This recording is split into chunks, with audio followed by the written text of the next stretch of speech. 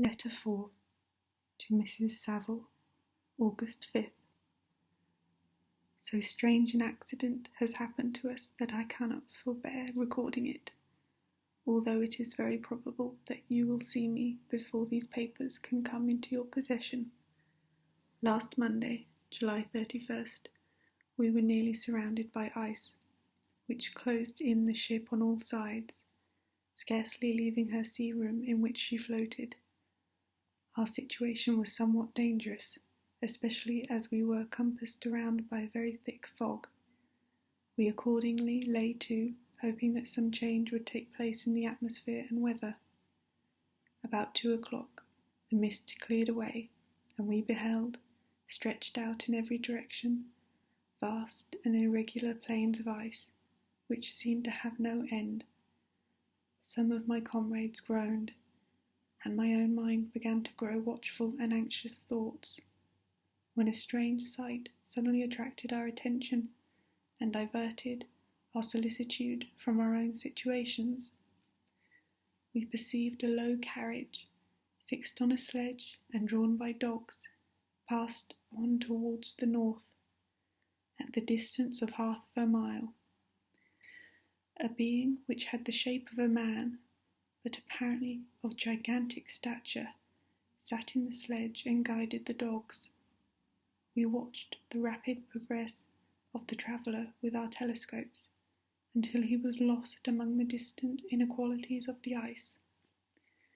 This appearance excited our unqualified wonder. We were, as we believed, many hundred miles from any land. But this apparition seemed to denote that it was not in reality so distant as we had supposed. Shut in, however, by ice, it was impossible to follow his track, which we had observed with the greatest attention. About 2 hours after this occurrence, we heard the ground sea, and before the night the ice broke and freed our ship. We, however, lay to until morning, fearing to encounter in the dark those large loose masses which float about after the breaking up of the ice. I profited of this time to rest for a few hours. In the morning, however, as soon as it was light, I went upon deck and found all the sailors busy on one side of the vessel, apparently talking to someone in the sea. It was, in fact, a sledge, like that we had seen before, which had drifted towards us in the night on a large fragment of ice. Only one dog remained alive, but there was a human being within it whom the sailors were persuading to enter the vessel. He was not, as the other travellers seemed to be, a savage inhabitant of some undiscovered island, but a European. When I appeared on deck, the master said, "Here is our captain, and he will not allow you to perish on the open sea." On perceiving me, the stranger addressed me in English, although with a foreign accent. "Before I come on board your vessel," he said, "will you have the kindness to inform me whither you are bound?"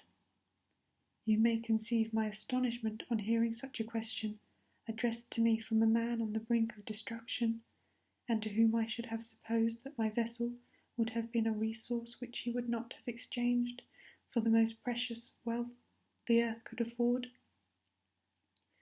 I replied, however, that we were on a voyage of discovery to the northern pole. Upon hearing this he appeared satisfied and consented to come on board. Good God, Margaret, if you had seen the man who thus capitulated for his safety, your surprise would have been boundless. His limbs were nearly frozen, and his body dreadfully emaciated by fatigue and suffering. I never saw a man in so wretched a condition. We attempted to carry him into the cabin, but as soon as he had quitted the fresh air he fainted. We accordingly brought him back on deck, and restored him to animation by rubbing him with brandy and forcing him to swallow a small quantity. As soon as he showed signs of life we wrapped him up in blankets and placed him near the chimney of the kitchen stove. By slow degrees he recovered and ate a little soup, which restored him wonderfully. 2 days passed in this manner before he was able to speak, and I often feared that his suffering had deprived him of understanding. When he had in some measure recovered, I removed him to my own cabin and attended on him as much as my duty would permit. I never saw a more interesting creature. His eyes have generally an expression of wildness and even madness, but there are moments when, if anyone performs an act of kindness towards him, or does him any of the most trifling service, his whole countenance is lightened up, as it were, with a beam of benevolence and sweetness that I never saw equalled. But he is generally melancholy and despairing, and sometimes he gnashes his teeth as if impatient of the weight of woes that oppress him. When my guest was a little recovered, I had great trouble to keep off the men who wished to ask him 1,000 questions, but I would not allow him to be tormented by their idle curiosity, in a state of body and mind whose restoration evidently depended upon entire repose. Once, however, the lieutenant asked why he had come so far upon the ice in so strange a vehicle. His countenance instantly assumed an aspect of the deepest gloom, and he replied, "To seek one who fled from me." "And did the man whom you pursued travel in the same fashion?" "Yes." "Then I fancy we have seen him, for the day before we picked you up we saw some dogs drawing a sledge, with a man in it, across the ice." This aroused the stranger's attention, and he asked a multitude of questions concerning the route which the demon, as he had called him, had pursued. Soon after, when he was alone with me, he said, "I have doubtless excited your curiosity, as well as that of the good people, but you are too considerate to make inquiries." "Certainly, it would indeed be very impertinent and inhumane in me to trouble you with any inquisitiveness of mine, and yet you rescued me from a strange and perilous situation. You have benevolently restored me to life." Soon after this he inquired if I thought that the breaking up of the ice had destroyed the other sled. I replied that I could not answer with any degree of certainty, for the ice had not broken until near midnight, and the traveller might have arrived at a place of safety before that time, but of this I could not judge. From this time a new spirit of life animated the decaying frame of the stranger. He manifested the greatest eagerness to be upon deck to watch for the sled which had before appeared, but I have persuaded him to remain in the cabin, for he is far too weak to sustain the rawness of the atmosphere. I have promised that someone should watch for him and give him instant notice if any new object should appear in sight. Such is my journal of what relates to this strange occurrence up to the present day. The stranger has gradually improved in health, but is very silent, and appears uneasy when anyone except myself enters his cabin. Yet his manners are so conciliating and gentle that the sailors are all interested in him, although they have had very little communication with him. For my own part, I begin to love him as a brother, and his constant and deep grief fills me with sympathy and compassion. He must have been a noble creature in his better days, being even now in wreck so attractive and amiable. I said in one of my letters, my dear Margaret, that I should find no friend on the wide ocean, yet I have found a man who, before his spirit had been broken by misery, I should have been very happy to have possessed as a brother of my heart. I shall continue my journal concerning the stranger at intervals, should I have any fresh incidents to record. August 13th. My affection for my guest increases every day. He excites at once my admiration and my pity to an astonishing degree. How can I see so noble a creature destroyed by misery without feeling the most poignant grief? He is so gentle, yet so wise. His mind is so cultivated, and when he speaks, although his words are culled with the choicest art, yet they flow with rapidity and unparalleled eloquence. He is now much recovered from his illness, and is continually on the deck, apparently watching for the sled that preceded his own. Yet, although unhappy, he is not so utterly occupied by his own misery that he interests himself deeply in the projects of others. He has frequently conversed with me on mine, which I have communicated to him without disguise. He entered attentively into all of my arguments in favour of my eventual success, and into every minute detail of the measures I have taken to secure it. I was easily led by the sympathy which he evinced to use the language of my heart, to give utterance to the burning ardour of my soul, and to say, with all the fervour that warmed me, how gladly I would sacrifice my fortune, my existence, my every hope, to the furtherance of my enterprise. One man's life or death were but a small price to pay for the acquirement of the knowledge which I sought, for the dominion I should acquire and transmit over elemental forces of our race. As I spoke, a dark gloom spread over my listener's countenance. At first I perceived that he tried to suppress his emotion. He placed his hand over his eyes, and my voice quivered and failed me as I beheld tears trickle fast from between his fingers. A groan burst from his heaving breast. I paused. At length he spoke in broken accents. "Unhappy man, do you share my madness? Have you drunk also from the intoxicating draught? Hear me, let me reveal my tale, and you will dash the cup from your lips." Such words, you may imagine, strongly excited my curiosity. But the paroxysm of grief that had seized the stranger overcame his weakened powers, and many hours of repose and tranquil conversation were necessary to restore his composure. Having conquered the violence of his feelings, he appeared to despise himself for being the slave of passion, and quelling the dark tyranny of despair, he led me again to converse concerning myself personally.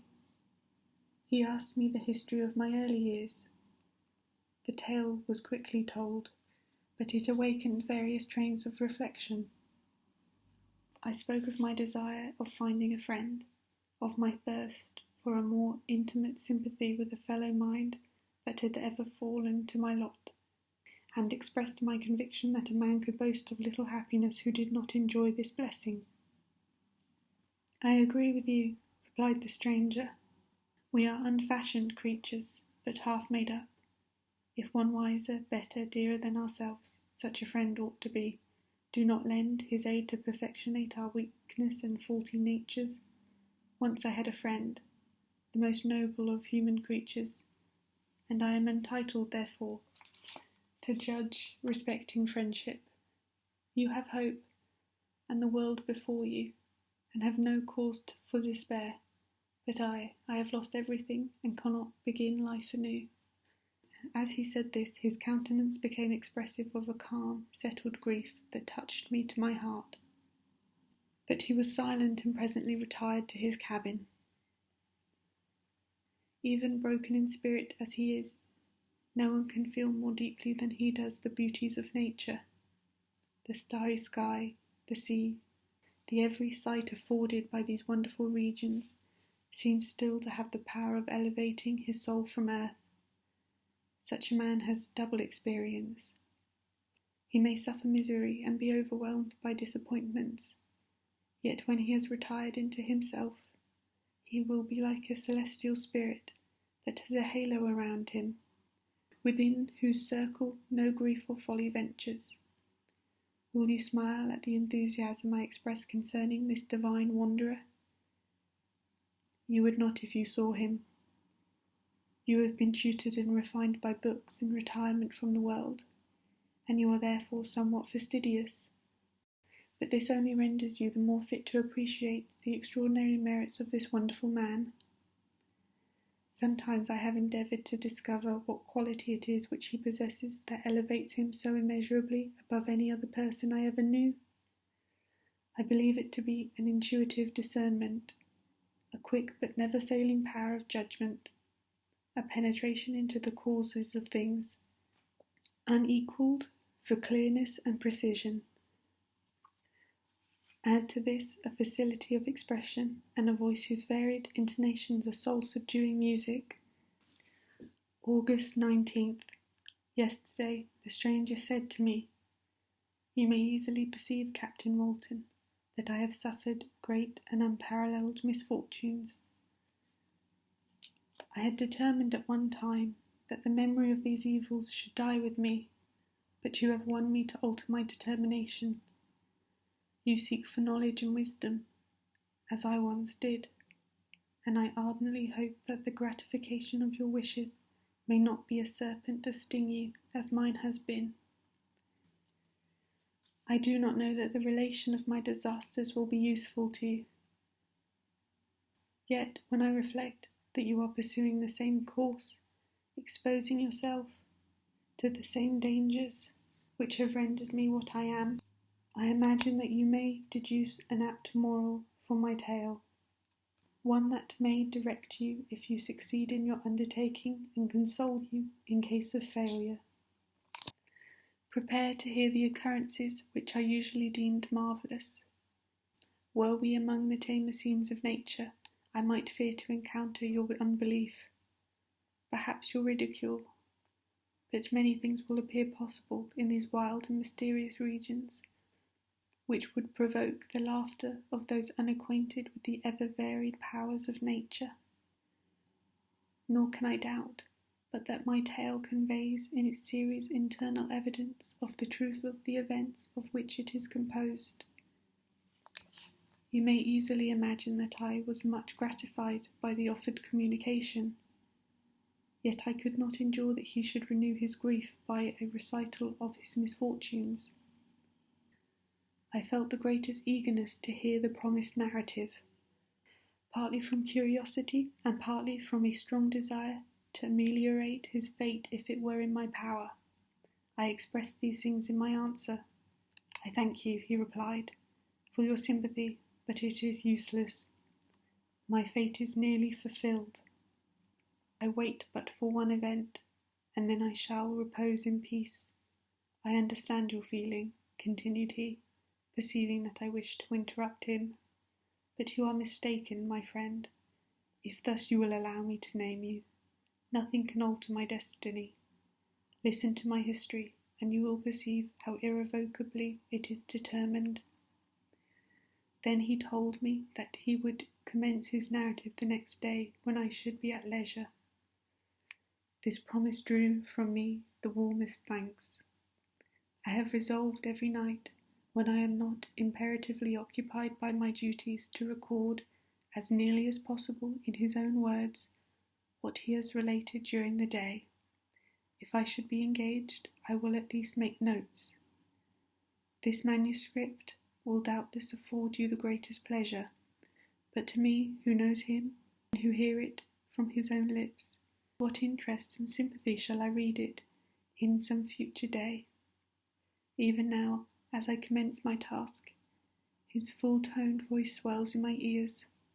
His lustrous eyes dwell on me with all their melancholy sweetness. I see his thin hand raised in animation, while the lineament of his face irradiated by the soul within. Strange and harrowing must be his story, frightful the storm which embraced the gallant vessel on its course and wrecked it. Thus,